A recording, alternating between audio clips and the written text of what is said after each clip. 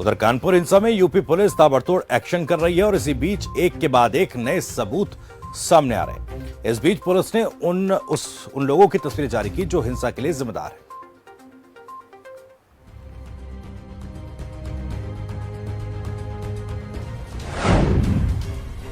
कानपुर हिंसा में बड़ा खुलासा,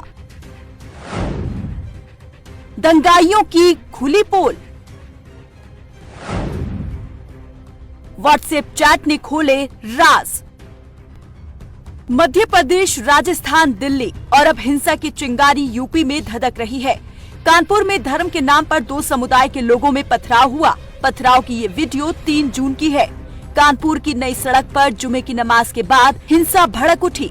लोग एक दूसरे को मारने को आतुर हो गए। दंगाई कैसे पत्थरबाजी करते हुए आगे बढ़ रहे हैं, लेकिन पत्थर कहां से मिल रहे हैं, ये एक बड़ा सवाल है जिसकी जांच अभी पुलिस कर रही है।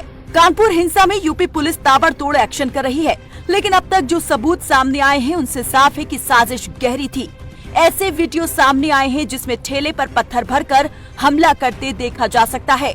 ये भी खुलासा हुआ है कि कानपुर के एक लोकल पेट्रोल पंप से बोतलों में पेट्रोल भरकर बम बनाए गए और उनसे हमले किए गए। तो मुख्य आरोपी हयात हाशमी के व्हाट्सएप चैट से भी साजिश का पता चल रहा है। वहीं पुलिस ने हिंसा की वारदात के बाद कुछ संदिग्ध लोगों की तस्वीर जारी की है। पुलिस ने बताया कि इन लोगों के बारे में सूचना देने वालों की पहचान को गुप्त रखा जाएगा।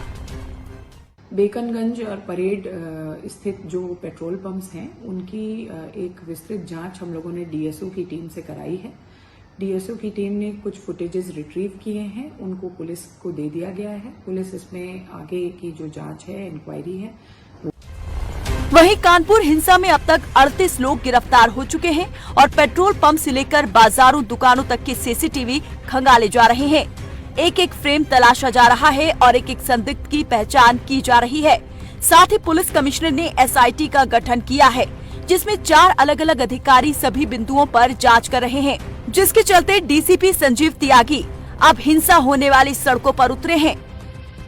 उस दिन कुछ उपद्रवियों ने माहौल खराब करने का प्रयास किया था। हमारे पास फोर्स कम था, पर उसके बावजूद हमने उनको खदेड़ दिया। आज हमारे पास पर्याप्त पुलिस बल है। ये हम लोगों ने ये जो रूट मार्च किया है, ये फ्लैग मार्च किया है, आम जनता में एक एहसास दिलाने की है, सुरक्षा का भाव का एहसास दिलाने के लिए किया है।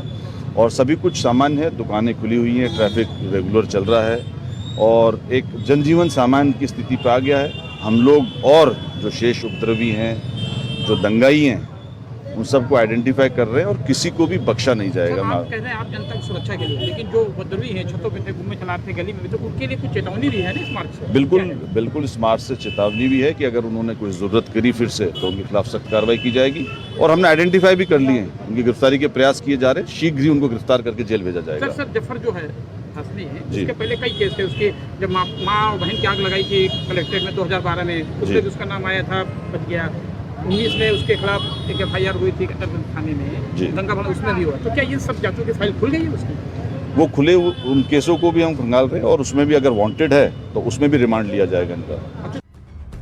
5 जून को आगरा में बाइक की टक्कर के बाद 2 समुदायों में जमकर पथराव का मामला सामने आया। मामले की गंभीरता देखते हुए आला अधिकारी मौके पर पहुंचे और बोले हालात कंट्रोल में हैं। पथराव की घटना में कुछ लोगों को चोटें आई, लेकिन कानपुर के हालात को देखते हुए पुलिस ने यहां वक्त रहते कार्रवाई की।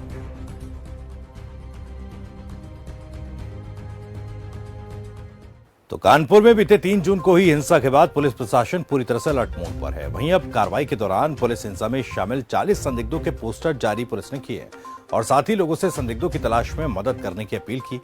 कानपुर पुलिस ने लोगों को आश्वासन दिया, मदद करने वाले की पहचान जो है गोपनीय रखी जाएगी। वहीं टीम ने बताया कि जो लोग सोशल मीडिया के माध्यम से लोगों को भड़काने का काम कर रहे हैं, ऐसे लोगों पर भी नजर रखी जा रही है और इन्हें भी चिन्हित कर उनके ऊपर भी कानूनी कार्रवाई की जाएगी। जो CCTV फुटेजेस से हमें फीड मिले हैं, उनसे हमने ये फोटो डेवलप कराए हैं। हमने उन फोटोग्राफ्स को जारी किया है जिनको हम नहीं पहचान पा रहे हैं। जनता से अपील है कि इनको पहचानिए, इनके बारे में बताइए, ताकि सही लोगों के खिलाफ कार्रवाई हो। उधर कानपुर हिंसा में अब एक नया मोड़ सामने आया। दरअसल बीजेपी नेता चंद्रेश्वर हाथा को बम से उड़ाने की धमकी मिली, जिसके बाद हड़कंप मच गया। धमकी फोन के जरिए दी गई।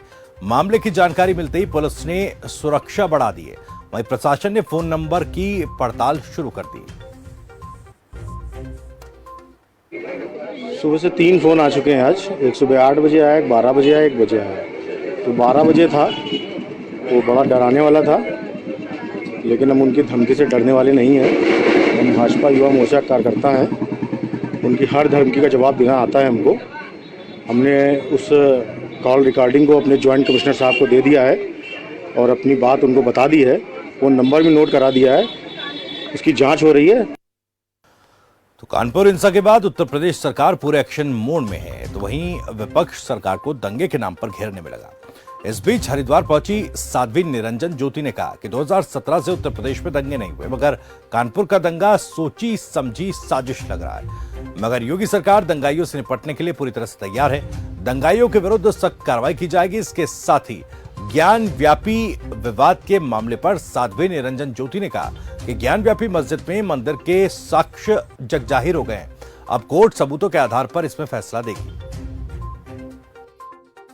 वेदन है, जब सबूत वहाँ मिल चुके हैं, नंदी भगवान सीधे भगवान शंकर की तरफ यानी ज्ञान वापी की तरफ मुंह किए बैठे हैं।